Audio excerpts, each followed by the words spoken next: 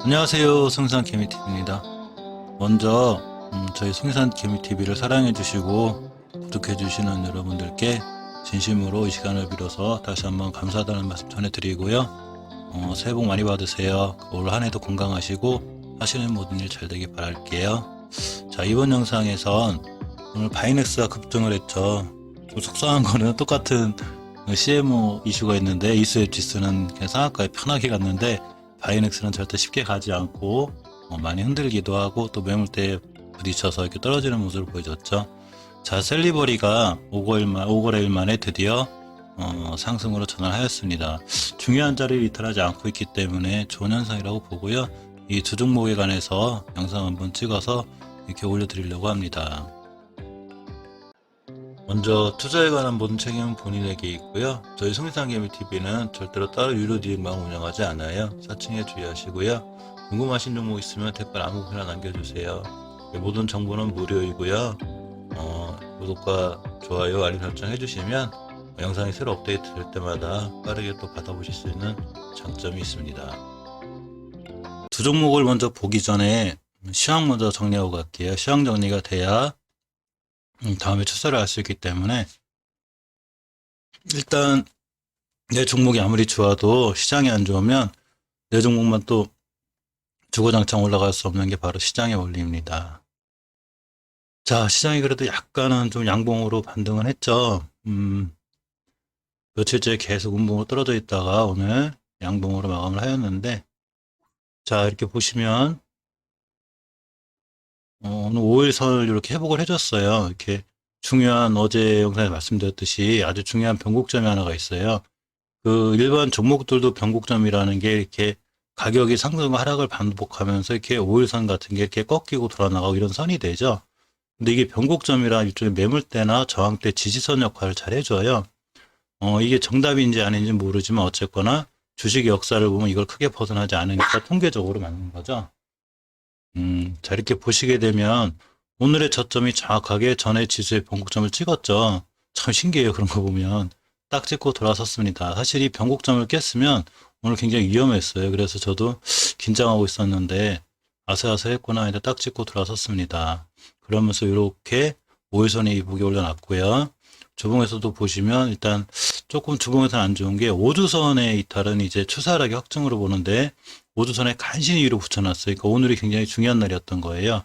다음 주에 이제 붙여놨기 때문에 다음 주에 밑으로 밀리면 다시 한번 10주선까지 조정이 올 수 있는데 그 상황은 두고 봐야 될 것 같습니다. 어쨌거나 코스피 같은 경우 일봉에서 그럭저럭 끝났고요. 자, 코스닥도 음봉으로 계속 떨어지다가 오늘 양봉으로 이렇게 돌아섰는데 5일선을 이쁘게 회복해줬고 코스닥도 마찬가지로 중요하게 지켜줘야 될 변곡점 위에서 끝났어요. 이게 2월 3일 날 형성된 변곡점인데 이 자리에서 잘 끝났기 때문에 잘 지켜줬다고 이렇게 판단이 되는 거죠. 자, 오늘이 짧지만 주봉의 끝이기 때문에 주봉을 봐야 되는데 코스닥 같은 경우는 이렇게 보시면 5주선을 이렇게 완벽하게 회복해주지 못했고 코스피하고 똑같이 이렇게 5선이 가지고 붙여놨어요. 이 얘기는 다음 주에 우리나라 주식이 출발할 때 지수가 코스닥 지수가 반드시 양봉으로 떠서 출발했다는 얘기예요. 그러면 5일선 위에서 출발하게 되고 이런 상황이 되면 다음 주 2월 15일부터죠. 이때부터는 지수가 조금 더 좋아질 수 있는 그런 모습이 예상됩니다.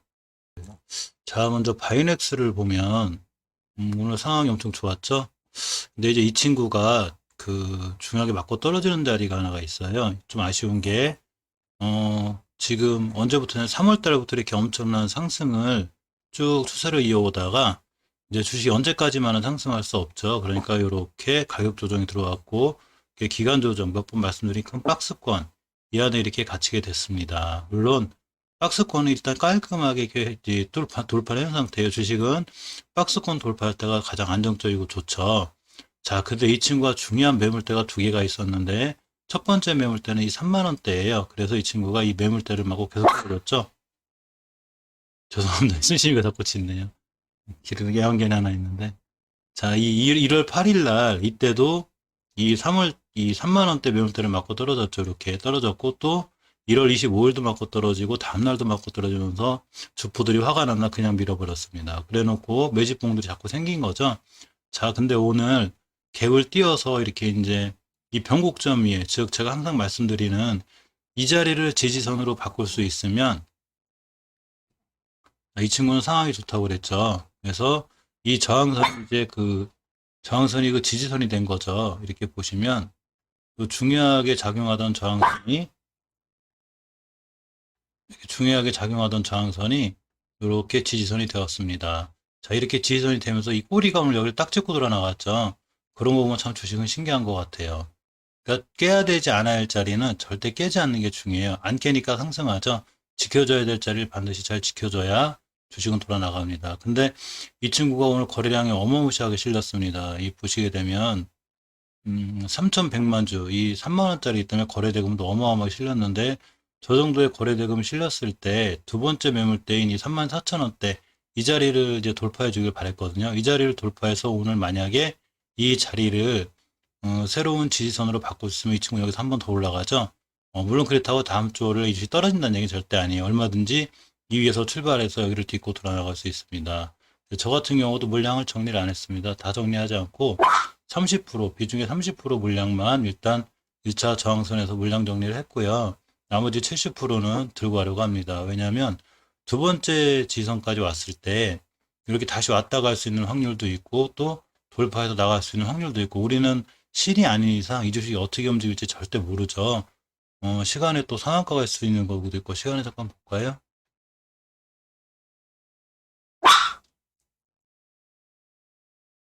시간이 좀 떨어져 있네요. 여러 가지 상황이 존재하기 때문에 저 같은 경우는 이제 항상 분할 매수, 분할 매도를 통해서예요. 이제 하루 짧게 단타 칠 때는 그런 게 없는데 별로 이제 보통 스윙으로 들어갈 때는 분할 매수, 분할 매도를 하는데 일단 1차 저항선이 34,000원대 여기 30%의 물량을 분할 매도를 통해서 했고요. 나머지 물량을 이제 들고 갈 건데 이 친구가 만약에 3만 원대까지 다시 왔다 돌아 나가면 다시 또 추가 매수의 의향이 있습니다. 왜냐하면 이 중요하게 지켜줘야 될 자리를 오늘 안 깼기 때문에 이 자리를 깨기 위해서 지금까지 엄청나게 노력했죠. 근데 이 자리를 지키고 다시 돌아 나가면 중요한 신규 매수 타이밍이 되고 깨면은 나머지 물량과 함께 전부 다 익절 처리에 딱 기다려야 될 그런 상황입니다.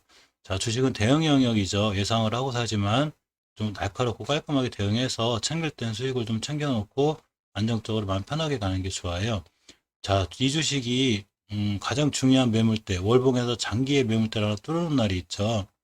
자, 바이넥스를 처음 보시는 분들이 설명해 드릴게요. 자, 5개월 선이 이렇게 큰 상승을 하다가 하락을 하면서 이렇게 하락을 했죠. 이때를 기준으로. 저때 이제 못 던진 물량이라든가 못 나온 물량들의 이 많은 물량들이 있겠죠. 이 물량을 소화를 했는데 언제 소화를 했냐면 자, 20년도 8월 달입니다. 근데 이거를 물량 소화로다가 판단을 하려면 언제든지 잘 떨어질 수 있죠. 팔고 나온 걸 수도 있으니까 우리가 주포가 아닌 이상은 그렇기 때문에 이 자리를 지켜주는 게 중요해요. 이 자리를 지켜줬을 때 바로 저 물량이 소화된 거구나 하는 판단을 하게 되죠. 저 물량을 소화했기 때문에 소화한 주포들이 이 밑으로 내려오기 싫은 거죠. 돈이 또 들어가야 되니까. 근데 이 밑으로 깨지 않고 있습니다. 그래서 잘 지켜주는 거죠. 첫 번째 5개월 선을 깼을 때 장기 추세의 그 하락 확증되는 이제 경계감에 있어야 되는데 두 번째 10개월 선을 잘 딛고 돌아 나가주면 바로 굉장히 좋은 모습이 있을 수 있어요. 그게 이번 달 바이넥스의 모습이고요. 셀리버리도 마찬가지로 이렇게 10개월 선을 잘 딛고 돌아 나가면서 이 현상을 찍었죠. 자, 주봉에서 마찬가지로 주봉에서 중요하게 뚫어야 될 변곡점 자리인 이 3만 원대를 강하게 돌파했습니다. 이 3만 원대 참 애먹여요. 따라서 다음 주에 이렇게 음봉으로 3만 원대가 딱 왔다 돌아 나가면 새로운 신규 매수 타이밍이 되고 또 그 정고점인 다시 한번 이제 4만 원대까지 바라볼 수 있는 자 이런 상황까지 와 있습니다.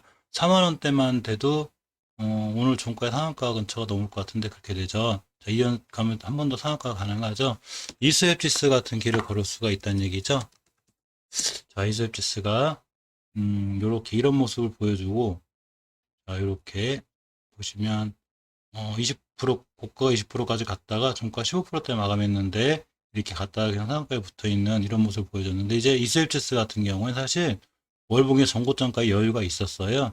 그러니까 이제 저렇게 되는 건데 이 바이렉스는 약간 틀리게 벌써 이제 월봉에서 약간 고점인 높은 분위기라 지금 두 번째 상한가를 찍으면 이제 39,000에서 4만 원대까지 보이고 이것도 돌파하면 이 친구는 신고가 새로운 역사를 쓰고 가게 되죠. 자, 그럴 수 있기 때문에 항상 분할 매도를 통해서 어느 정도 물량은 정리하고 가는 게 맞습니다.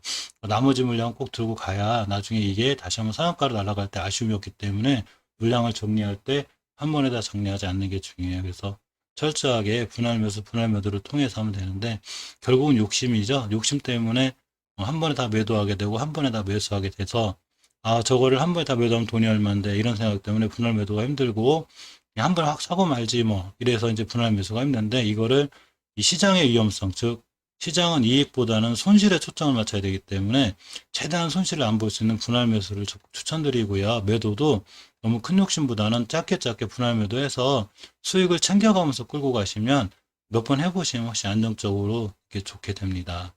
바이넥스는 결론적으로 얘기하면 가격적으로 보면 3만 원대만 이틀하지 않으면 돼요. 자, 2,900원 남았죠? 3만 원대만 이틀하지 않으면 되고 3만 원대 다시 찍고 돌아 나가면 중요한 매수 타이밍이 되고요.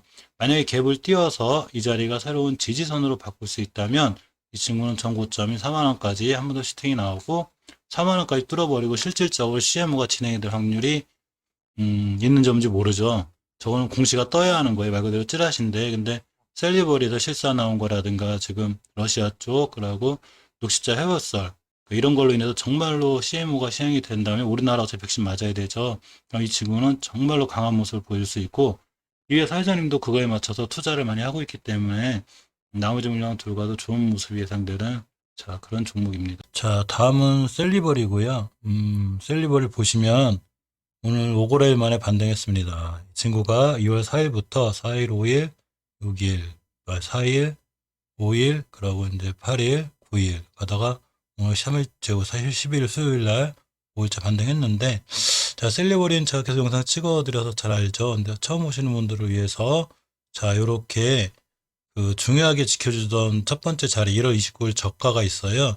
즉 14만 1,549원, 14만 1,600원이라고 잡고 이 자리 이하를 하면 안 되는데 한번 지켜주고 또 2월 1일도 지켜주었습니다. 2월 3일은 지켜주고 급등하였고요. 이렇게 잘 지켜준 자리라 이 친구는 이 자리를 잘 지켜주는 게 그것보다 중요하죠. 지금 주식이 이렇게 이제 떨어지면서 거래량이 없죠. 다행히 거래량 없이 조정받는 게 가장 좋은 거라 다행히 조정을 받고 있고 이렇게 이제 제가 21선이 따라 올라갈 거라고 그랬죠. 황금일선이 따라 올라가면서 황금일선과 만나고 다시 5일선 돌파 이렇게 해주면 다시 좋은 모습을 보여줄 수 있고요. 거꾸로 이 황금일선과 만나면서 황금일선까지 툭 깨버리면 추세 하락이 확증이래요.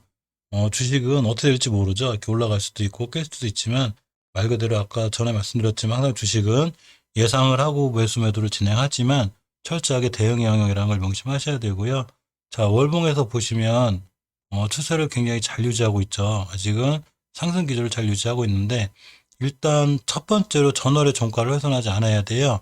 전월의 종가를 훼손하게 되면 이때 20년도 8월 달처럼 이렇게 또 한번 밀리게 되고 한번 밀리면 두 번째로 조정받아야 될 중요한 자리가 바로 10개월선이 되죠. 그래서 이 친구가 10개월선을 딛고 상한가 두 번과 함께 좋은 모습을 보여줬는데 역시 마찬가지로 전월의 종가를 훼손하지 않는 게 엄청 중요합니다. 사실 올라오기도 꽤 올라왔죠. 이 친구가 여기서 벌써 76,000원에서 이렇게 출발을 해서 상한가 두 번 시연 여기서도 거의 20% 가까이 올라왔기 때문에 8만 원대 잡아도 250%가 올랐기 때문에 당연히 조정은 들어오는 건데 조정이 들어올 때 너무 세게 들어오는 것보다 또 지켜줘야 될 자리는 이렇게 잘 지켜주는 게 무척 중요합니다. 오늘이 이제 오늘 이번 주가 명절 때문에 3거래일자밖에 안 되기 때문에 3일에 이제 주봉이 끝났는데 주봉이 아무리 짧던 길던 일주일에 하루밖에 거래를 안 하든 간에 지켜줄 자리는 잘 지켜주는 게 좋은데 중기 추세 조정이 확증이 되는 하락이 확증이 되는 5주선을 잘 지켜주는 게 중요하겠죠. 따라서 이 친구는 아직 5호선까지 오지 않고 이렇게 이제 어쨌거나 평균 가격은 예전보다는 올라와 있는 형태, 즉 완바닥, 토바닥 때려놓고 올라가 있는 형태이기 때문에 평균 가격이 올라가 있죠. 따라서 황금일선이 따라 올라가면서 황금일선과 만나는 자리가 바로 주봉의 5주선 자리가 다음 주에 될 거예요. 따라서 5주선을 이탈하게 되면 그 다음 이격, 즉 5주선과 10주선 사이의 이격이 간격이 크기 때문에 깨지면 10주선까지 밀릴 수 있기 때문에 이제 경계 상황이라 5주선 깰 때 철저하게 이제 대응하셔야 되고요. 그 자리는 일봉에서 21선이 따라 올라가서 이렇게 황금일선과 만나는 이런 자리가 될 거예요. 그래서 이런 자리를 기준으로 셀리버리는 철저하게 대응하시는 게 좋습니다. 당연히 오는 조정이니까 너무 겁낼 건 없고요. 벌써 250%가 순간 올라왔기 때문에 어떤 주식이든 하늘 높이 갈 수만은 없죠. 내가 샀는데 오늘도 상, 내일도 상, 뭐 계속 상한가 갈 수는 없는 거니까 당연히 조정이 들어오는 거고 철저하게 쫓아가 사지 않으면 뇌동매매만 하지 않으면 언제든지 우리에게 살 기회를 줘요. 그러니까 충분히 기다렸다가 살 수 있는 자리에 배수해놓고 깨야 될 자리 깨면 손절, 깨지 않으면 쭉 들고 가는 게 가장 합리적인 판단입니다. 자, 이상 살리버리하고 바이넥스가 한 살펴봤고요. 바이넥스 가신 분들이 오늘 상한가를 갔으면 참 좋았는데 어쨌거나 나쁘게 끝난 건 아니니까 다음 주에 다시 한번 좋은 모습 기대해 보면서 이렇게 영상 마치겠습니다. 항상 성공 투자, 좋은 투자 하시길 바랄게요. 감사합니다.